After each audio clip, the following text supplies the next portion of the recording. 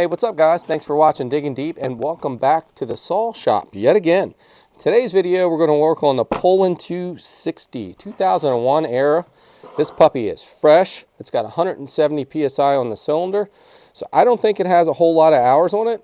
It's got the obvious sawdust and debris on it. It could use some cleanup. It's definitely been used, but it's definitely probably a low hour saw. Today's video, we're just going to modify this thing and get it on the dyno stock, probably do an exhaust mod and play with the timing. Let's just see what we can do with this saw. Let's get this thing bolted up to the dyno. Last time it ran around 3 horsepower, so I'm expecting it to be in the ballpark of a 3 horsepower saw, which is pretty impressive for a 42cc. So I have this leftover little tip I made from the other one. It was just the opposite angle, right? So I just cut that off. So I've tried this before. I was on a Wild thing, and oddly enough, those cylinders aren't plated. The yellow ones, the 260s, are. We're just going to punch this out. I did this on a Poulan Wild thing, and it was a good turnout for the exhaust mod. Just tried it out with some high temp exhaust epoxy. Actually, it's back here. All right, I got it. I got stuff everywhere. So yeah, pretty much the same exhaust, same setup there. This seemed to work pretty good. It wasn't obnoxiously loud, so that's good. And these exhausts are easily modifiable, because is modifiable even a word? Oh, geez. But anyhow, you can modify these very easily because this just pops right off. But this would not last forever. This was pretty much just to play around and test it out. But anyhow, we plan on punching this out, and I'm going to solder this on here, and that's going to be that. Pretty easy process.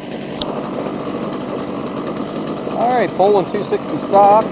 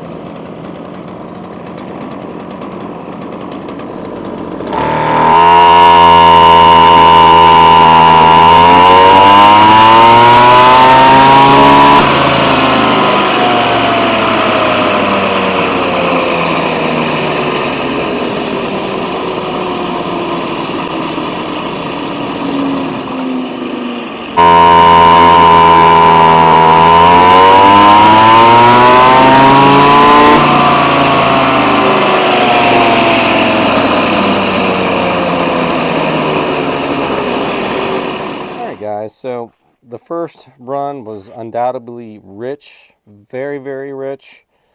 We had an air leak on this thing, so the carb setting was off, and I ended up being way rich because I was trying to compensate for the air leak. Makes sense, right? So we just got 2 pools in the ballpark, and as this thing's warming up, we leaned it out up top, and it's starting to make more and more power as it's warming up. And we just hit a 2.97, and we just came off of it being pretty fat up top at 2.63. There's a look at the graph, and we're going to rip her one more time and see what kind of power we put down. Oh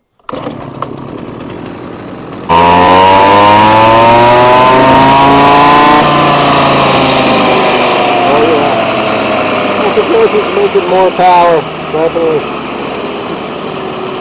He was way fat, trying to adjust around an air leak. All right, ladies and gents, come on over here and check out the new software. I like it. The numbering up here is a little bit bigger. I was watching some other videos, and I thought, man, how do they got the lines in the graph? So I did. It's like 653, I think.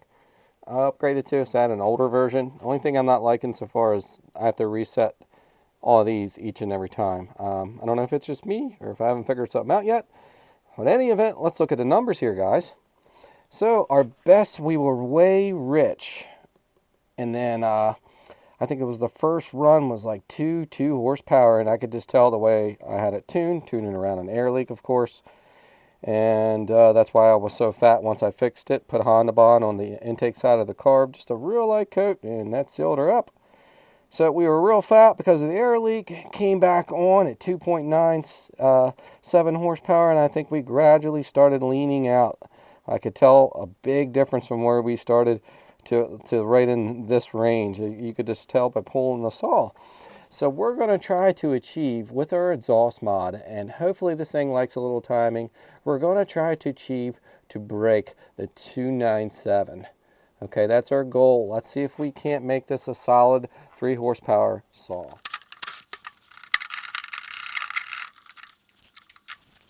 All right, guys.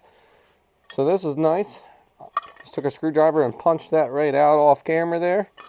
And that's what I like about these exhausts on these 2000 air Poulans. A lot of them just come off really easy, so that's kind of sweet. And we're just gonna get the unit bit out and punch a hole right in here, and hopefully solder that to there. Nothing too pretty there, guys. It's just a quick solder job. I'm gonna get back on the burr here and clean it up just a little more, get those little bit of burrs out of there, and we're gonna clean up the exhaust and slap this thing on. We'll put a paint job on it later and see what happens. All right, guys, the exhaust outlet is 29 millimeter inside diameter, just in case anybody wants to know. I think that's a bicycle handlebar I cut off like a crappy BMX bar. So yeah, that's what I've been using for my exhaust outlets on some occasions, guys. All right, exhaust mod, here we go.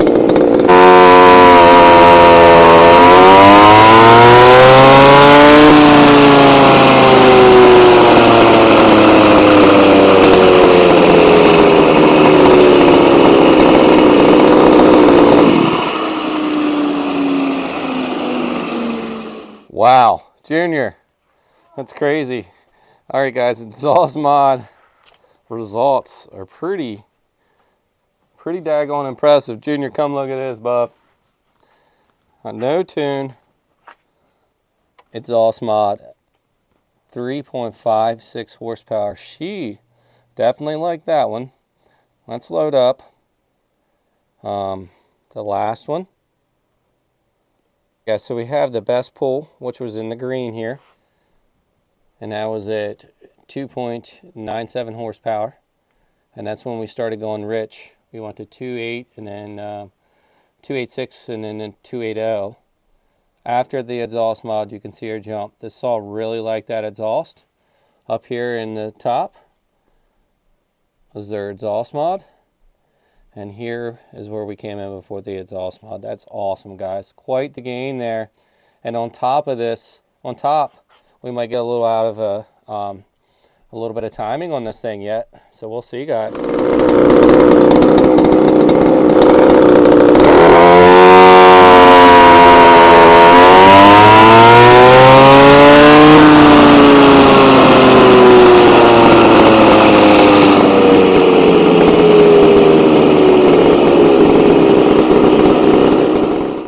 So we made a best power pull at 3.56 horsepower on the exhaust mod. And then after that, must be leaning out a little bit, we hit 3.48. And then we started out really rich for the day. I was cleaned down to 2.3 horsepower. Didn't put all that in camera for you guys.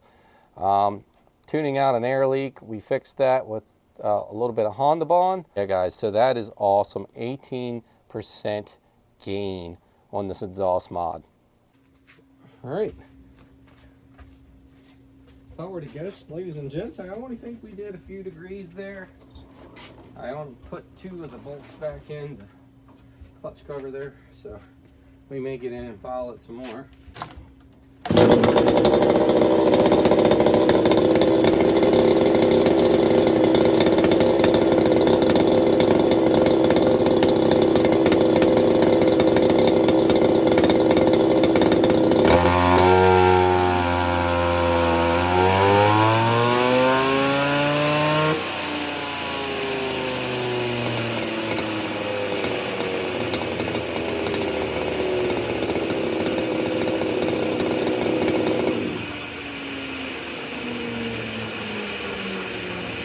Guys, right at 3.48. I'll take a little bit more off. We'll see what happens. All right, guys. Let's get the plug out of this 170 PSI thumper here.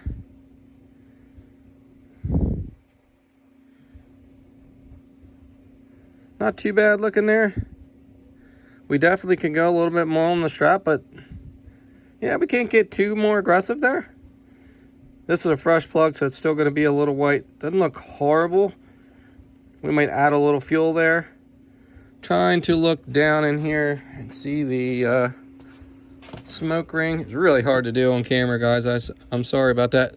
Definitely not running lean on the high at all. If you look down in there, you can tell. But right there's the strap. Got to be careful once it starts getting down to where that's jointed together there. We got a little bit more timing we can take out of that. It's just interesting that it didn't show. Now, guys, I've said before, and I think I figured something out too. This should make a difference because I clocked that. This has got to be 7 to 10 degree timing advance. Obviously, I don't have it on a wheel. I didn't do anything to determine how much. It's just by experience. But anyhow, when you hit the bolt to tighten it back on, it can spin it away from the way you try to follow your flywheel, if that makes any sense. You really have to make sure you lock that in when you tighten the bolt down, and I just used a little trick to make sure that it didn't move, and it may have on the last time, so it may not even have been advanced from stock. Who knows? It could have been no, because I didn't follow it the other way. I was going to say it could have been retarded, but this saw doesn't need a whole lot more ignition the way the plug's reading there, guys. So we'll see. It may not even like it here.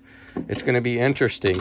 Now remember, with advanced timing, when you have like screamers, you can start to run flat up top when you're advancing the timing, and you'll run a cooler exhaust too with advanced timing.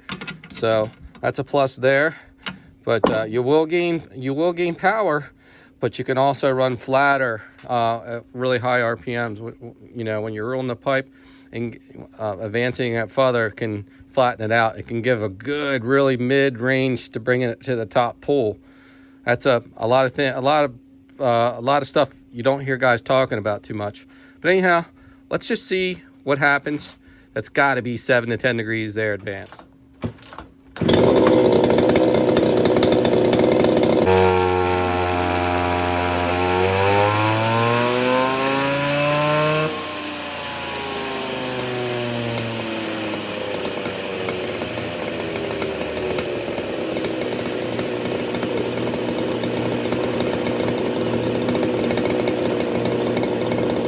To bring these up on the graphs, it did not like that. So if you looked in that last clip on that strap, that was about where the strap was on the 2511 Poulan, and I advanced it pretty decent. This was already showing the strap pretty advanced, so it's 100% not liking it. I double checked to make sure I went the right way. We're gonna pull it one more time, guys. Well, let me show you what the result was. 3.14. She definitely didn't like that, huh? All right, here's the funny part. I said I felt it on the front side. Here's the 3.48 one. I pulled up the run before, and we took a significant drop up top. You remember how I said it can flatten out in the peak? Well, it can do that with advancing the timing. It's funny how it works. Every engine can be a little different.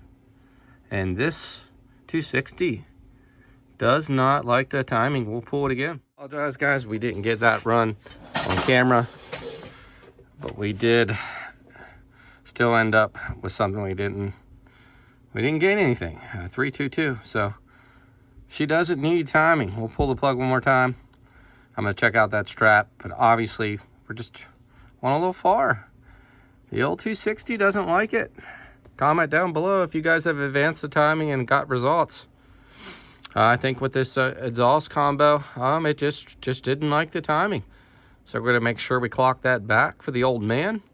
We're going to clock that wheel back, and we'll see what happens, guys. All right, just so you guys can see from the last pull, Looked like we stayed just a hair bit stronger up top there. Not much difference there. 322. She's a little bit better pull that time, but obviously she's not very happy with the timing advance. All right, we put it back on stock timing. I was gonna fool around, guys, and file it so I could retard the timing and just see it on the dyno. If it wasn't going to my father, I would, and I just want to be able to put it back at stock timing. And if I file both sides, it's going to be, you know, I'd have to mark it and do all these other things. It just become more of a hassle. So we allegedly put it back on stock timing. We'll see what it pulls here.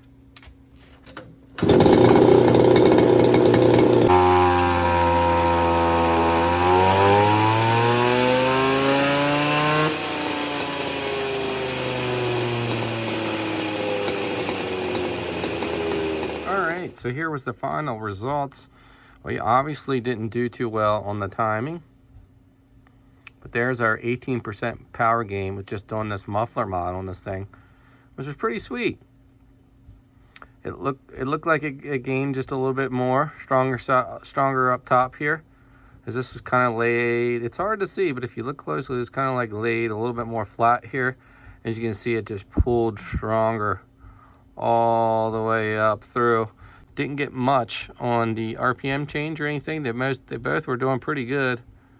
You know, in the 81, where do we make max power out here? 82 and 81. I was going to say 81. So yeah, pretty good increase for an exhaust mod though. So yeah, if you want to duplicate this exhaust mod or do something similar, real easy to do on these 260 Poulans and various other Poulans similar to this in the early 2000s there. Pre-Strato engine.